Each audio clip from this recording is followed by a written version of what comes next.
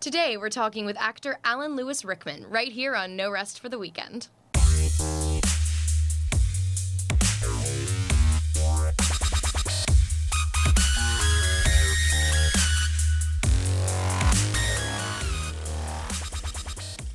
Hello and welcome to No Rest for the Weekend, the show where we go behind the scenes and talk to the creators of independent film and series. I'm your host, Victoria Oliver. Allen Lewis Rickman has appeared in films such as A Serious Man, Fading Gigolo, and You Don't Know Jack, and series such as Boardwalk Empire and The Marvelous Mrs Maisel. Our producer, Jason Godbey, had a chance to catch up with Allen and chat about his career and the business of acting. Hello, this is Jason Godbey for No Rest of the Weekend. With me in the Rabbit Hole studio today is Mr. Allen Lewis Rickman. Welcome, Allen. Hey. Allen, tell us a little bit about yourself. Give us your origin story. And I was bitten by a radioactive spider when I was living with my Aunt May in Queens. And no, you're from Queens. Or no, you're from... I'm from Far Rockaway, which is technically Queens, but only kind of, sort of. It's actually... Let's get boring right from the top, shall we? No, Rockaway's a peninsula. It's attached to Nassau, but it's part of New York City, and it's assigned to Queens. And when was the moment when you said, I want to be an actor? Tuesday. I guess I sort of oozed into it. I didn't originally want to become an actor. I was a film major in college.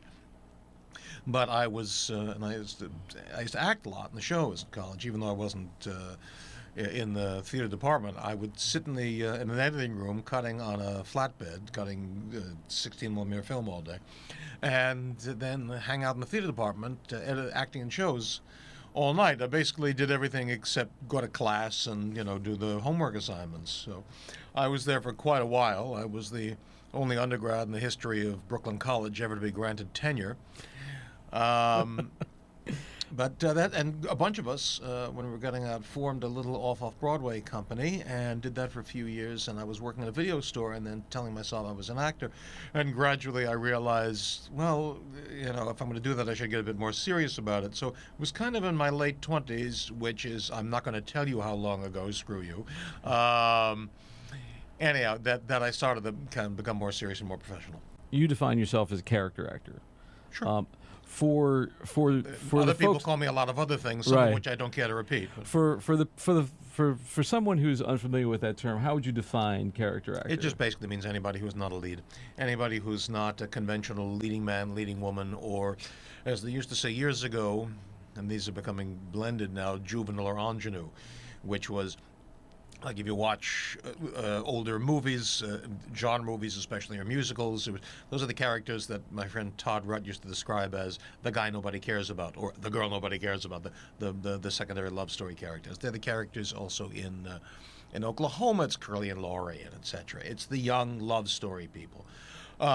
Those are not character people. A leading man type hero, Harrison Ford in The Fugitive or something, is not a character man. Even though he's not 20 years old, but anything. But other Joe than Pantoliano would be a character actor. Always. Sometimes even even actors like that who are leads, and you'll find my frame of reference tends to be older. It's just I prefer it. But take someone like Edward G. Robinson, who was very, very, very much a character actor, but who practically always did leading roles. Right. So in your illustrious career in this business, you've had the opportunity to work along in some big productions with big directors. Mm-hmm. You've worked with Barry Levinson. You acted opposite Al Pacino. You worked with John Turturro as I think an actor and with him as a director. I've worked for John Turturro. I've been directed by John Turturro 3 or 4 times now. 3 times, 3 different projects. I've never acted with John. And you've also worked for the Coen brothers. I've worked for the Coen brothers. So in these situations, when you come in now, the parts that you're playing, I'm assuming you're not there the entire shoot schedule. No, of course not. So what do you do to prepare? And no, John, the first thing I did with John was a show on Broadway, so of course for that I'm there the whole Right. time. But like when you're doing something like the Dr. Kevorkian movie that you did with Al Pacino, where you're only probably on 2-3 days or something like that. 3-4 days, something like that. How do you prepare, and how are you because you're in a scene where you're literally being cross-examined by Al Pacino. How do you do that and not be nervous, or how are you not intimidated by that situation? Number one, I do this for a living, so I'm not intimidated or nervous about it. Number two, it's interesting you use the word prepare. A lot of times, if you're doing something that's sort of a basic generic thing. I did a Law and Order episode where I had a couple of scenes where I was a hotel manager. Well, you don't have to do a ton of work to be myself as a hotel manager. That doesn't require an awful lot of preparation. You want to basically know what the environment is, what the things are that you need to be dealing with, but beyond, it's not a lot. But here, in the case of You Don't Know Jack, which was the Kevorkian story with Pacino, the character I played was a real-life character, and the folks at the production company were very, very helpful, and they got me a lot of footage of the guy. So I watched it endlessly and took a sound off it and put it on my iPod and listened to it over and over again. So I could do, it doesn't have to be an absolutely perfect impression of the person, but you want to get their basic cadence and timbre. You want to be in the ballpark. So that requires some very specific preparation in the way that something that's sort of simpler and more generic doesn't. Just to clarify, when you did that role, specifically You Don't Know Jack, you were already an experienced actor. Oh, sure. You had already been doing this for years. Oh, sure, of course. Had that been your first day on a set, or, if you were 22 when you did that, or, I can imagine that might be a different, and I don't want to harp on that too much. No. That's a reasonable question. And in my particular case, because I had come from a film background, I'm used to being on a set. I'm used to cameras. I'm used to things. I'm used to just the basic, what are the word paraphernalia of filmmaking and so forth, or what it feels like. So I kind of eased my way into it. And if somebody is 22 years old and is looking to find a way of not being intimidated when it's high stakes, do some student films. Get used to just, even though the experience will be a vastly different one than doing a big production with a big union crew, etc., do some student movies. How has it changed since you started as a business? That's hard to say. The things that have changed mostly are kind of external things. For example, there was obviously no such thing as self-tape auditions when I started, because talkies hadn't come in yet. It's quite a while ago. But for those of you listening to this, Alan is not that old. For those of you not watching, I live on a diet of tana leaves, and if you get that reference, then you're already old. Alan's not 102 years old. Anyway, you were saying. Anyhow, but there was no. It was the pre-video age. There was videotape, VHS, but not everybody had a VHS camera back then. That was kind of a pricey object back in the day. So there was no such thing as self-tape audition. So that's something that's changed now. And there was no such thing as internet submission. So I hadn't thought about that, but there's a big factor. Lots of times I email people about a project that I might be interested in auditioning for, or very often there'll be a call for submissions so that you'll send in a headshot and resume online instead of having to go out. I used to go, and it's not all that many years ago, I would go, sometimes Yelena and I would go together, that's my wife, we would go to the main post office. We live in Midtown, and the main post office, the one across from Penn Station, it used to be 24 hours, and I would go there and do a big mailing of a whole bunch of things, sometimes at 2 or 3 in the morning, so it would get there, when I had the time to deal with it. I remember doing that myself, stapling your resume to the back of the headshot, sure. putting it in the big 8x10 envelope. Sure. And then to give yourself a little extra whatever. So we would get there a day earlier. You'd go to the main post office at 1 o'clock in the morning even, or whatever it was. So that's certainly something that's changed. If you had your druthers, talking about self-tape auditions. Another thing that's easier, forgive me for interrupting, it's easier to do research because if you want to know who's directing a show that's coming up in a theater in Okefenokee, whatever it is, you can find it out online in a way that you never could have, it would have taken tons of research years ago.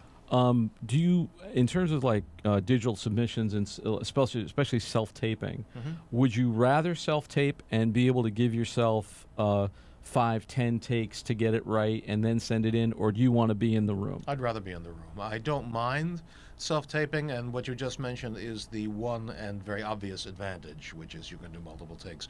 On the other hand, number one, we live in a small apartment, so setting up, the space is precious, so setting up and clearing things away and getting the camera and, blah, blah, blah, blah, and all that, and we don't have a great setup, we don't have a first-rate tripod and all that, so set and getting and sound light, it's a bit of a nuisance till we can set everything up so we get a decent image.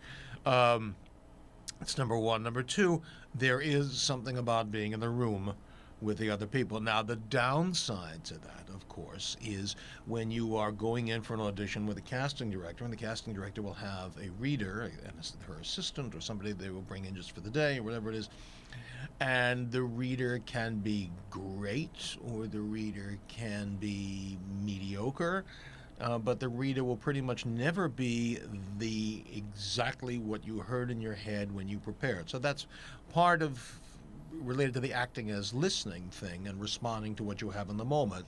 On the other hand, the other side to that same thing is every so you will find moments that you think, this is a nice choice for this moment, and something the reader may not be enabling the acting choice that you want to make. So, which is if you're doing a self-tape, of course, you can give precisely, you're directing yourself, basically. You can give precisely the performance you want to, which you can't do if you're going in. With those situations, for the most part, are you given, like when you go into a casting director, most of the time it's like your agent submits you. If they want to hear you read, you go and you meet with a casting director.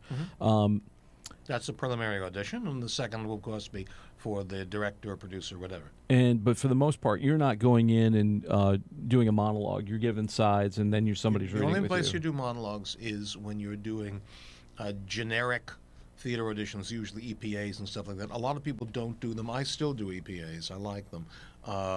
Those have gotten much, much easier to do nowadays than they were years ago. That's another change. There is far less theatricality. Acting has gotten kind of very small, and the people who can instinctively overcome that and can be stage actors now in a big theater, they're kind of coming fully formed. They're kind of coming to it already able to do that. Whereas years ago, I guess you were sort of trained to be a stage actor and then had to make yourself smaller for film. Let me ask you, recently you were in the Amazon series Marvelous Mrs. Maisel, which I caught some of, and I thought it was great. I thought it was really well done. The lead in it is fantastic. Isn't she great? I thought she She's was a doll. just... Rachel's just wonderful. And she got the Emmy?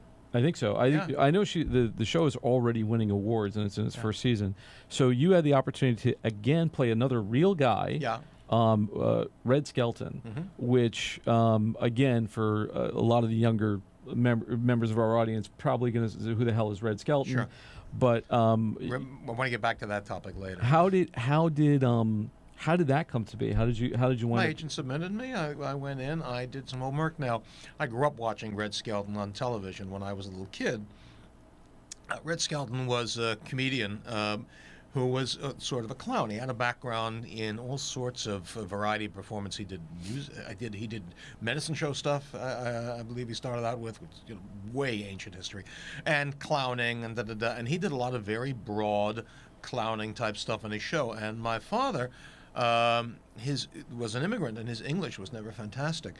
But Skelton, there was no language barrier, and we used to watch Red Skelton every week in our house. So I grew up watching Skelton. So you'd effectively done your research. No, I had to go. No, I haven't, because I knew Skelton. It wasn't just some magic. You actually had to go and research this guy. Oh, you bet, because they very much wanted somebody. This was Skelton for the show, for Mrs. Maisel. This was Skelton doing a stand-up set at the Copacabana, which was a nightclub. When you'll have to explain what that is to the younger audience members too. Start Googling now, children. Start Googling now, and you'll find out who all of these people are and what nightclubs were, etc. Right. The Cotton Club and Copacabana and places like that. Oh, and the production on that. Oh my God, they did such a gorgeous job. On Amazon the show. has money. Yeah, and they're not afraid to spend it. Yeah, they did a beautifully produced. But to get back to the answer your question. Yes. So with Skelton, they were looking for somebody. I don't look particularly like Red Skelton. I mean, Skelton, of course, didn't have a mustache, which I had to shave for the show. And Red Skelton, you may be shocked to discover, had red hair, which, if you're observant, you may be able to notice I don't. So they got a wig, a terrific wig for me, and they did a great makeup job, but they wanted somebody who could do his timbre and his cadence and his rhythms and stuff like that. So I went to YouTube, and you can find Red used to start his variety show with a stand-up set of jokes every week, and I would. I took some of those, I downloaded some of those, took off the sound, put it on my iPod, and listened to it over and over and over again so that I could get his voice in my head. I've done that before also with other things. I did once, many years ago, I had this is one of the most fun jobs. I did a Casablanca party, which was an interactive party, sort of like Tony and Tina's Wedding, etc., although this was a few years before Tony and Tina even started, where this was a law firm was the client, and this little agency that I worked for set it up where they would have actors playing characters from Casablanca, and the restaurant was Rick's Cafe that night, and the audience, the folks who were the law firm's party, were just people who happened to be in the club that night, and you would interact with them as though in character. So I had to do Sidney Greenstreet. That was the character. I was going to ask you who you played. Yeah.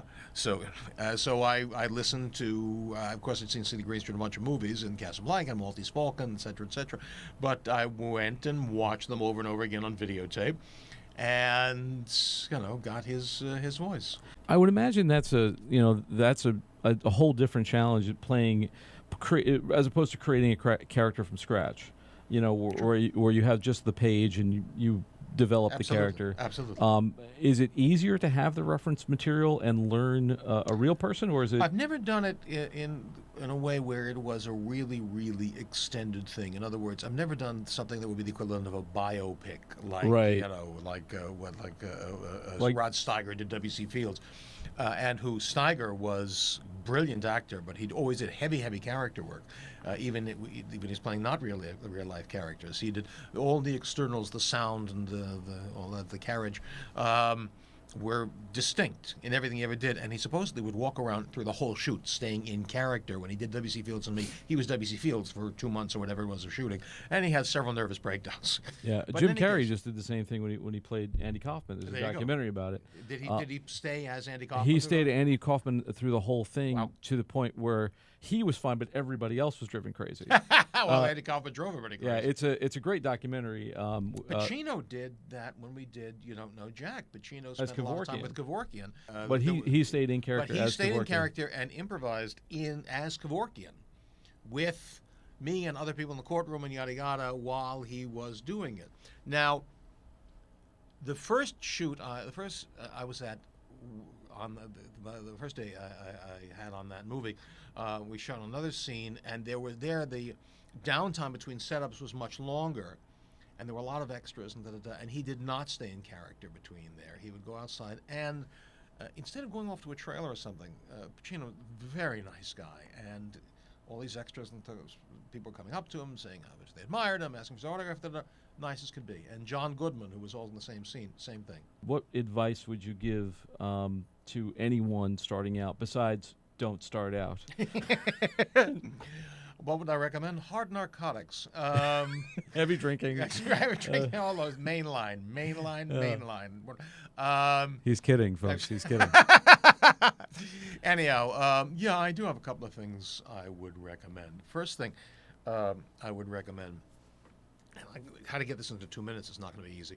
Number one, ask yourself what your superpower is.